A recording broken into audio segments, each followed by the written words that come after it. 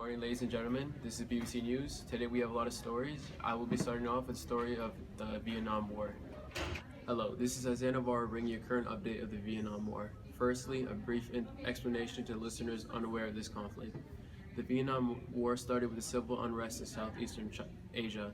The Northern Vietnamese are a political organization and army who were financially supported by Communist Russia and China, nicknamed the Viet Cong. The Viet Cong wished to unite Southern Asia under one socialist flag.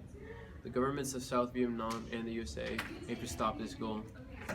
During the late hours of last night, January 30th, the Viet Cong launched a series of surprise attacks on military and civilian centers in southern Vietnam. They are calling the attacks the Tet Offensive after the Vietnamese New Year called Tet. The attacks were countrywide and well coordinated. From what we know, roughly over 80,000 Viet Cong soldiers attacked over 100 towns and cities, as well as the southern Vietnamese capital, Saigon. As of today, January 31st, there have been over 35,000 civilian casualties and over 70,000 military personnel casualties on both sides. This offensive is being seen as the largest military operation conducted by either side. This is all the current news we have on this right now. More to come with the waking hours. Now passing off to Jose Navarro, reporting on the Cuban Missile Crisis. Thank you.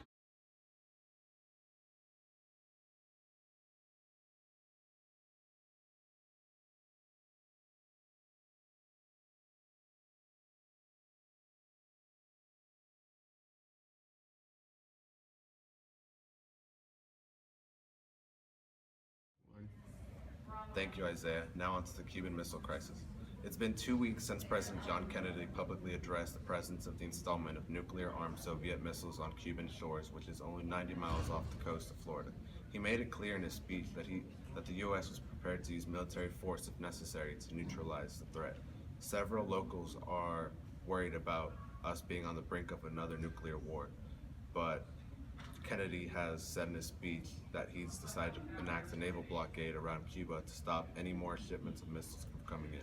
The missiles are manufactured by the Soviet Union to even up the playing field because the Soviets feel uneasy about the number of nuclear weapons that are targeted at them from sides of Western Europe and Turkey. By placing missiles in Cuba, the Soviets can easily launch missiles that can hit all along the eastern coast of the U.S. Kennedy is now faced with a decision: bomb the missile site and fully invade Cuba, causing a nuclear war, or come up with a plan to stop any acts of nuclear war. He's going for a more measured approach by agreeing with Soviet leader Nikita Khrushchev by removing the missiles from Cuba, and in exchange for the U.S. not invading Cuba. For now, this is all we have on the issue, and we can feel safe knowing that we are no longer in any type of nuclear act. And this is this is one of their missiles that was on the Cuban shores that was seen by a naval aircraft. Thank you. Now on to Daniel reporting about the Berlin Wall.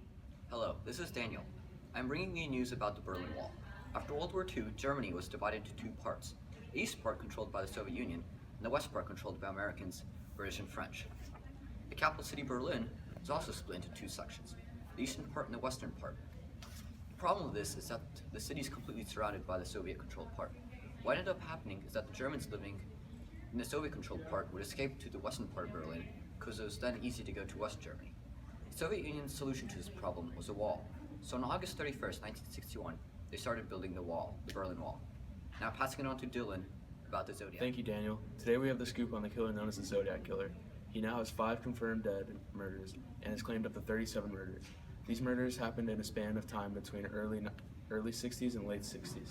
He's believed to be in either California or Nevada during this time. Nobody knows why he has committed these crimes, but people say that he's gotten away with this crime because he wears a dark mask that covers his whole face and eyes and speaks in Zodiac code. This is the Zodiac code. It's got some letters, and that's his symbol that he wears on his mask. We do not know when he will strike again or where he is right now, but we know to tell you to be careful, and if you know anything, please talk to the local police. And now on to Allison reporting live with Marilyn Monroe's death. And now we have an informative story for you all. On the night of August 5th, 1962, the most tragic event happened. It is a day to remember for many people. Marilyn Monroe died at the age of 36. She was an icon all around the world. Her body had been found cold and lifeless at her home in Los Angeles.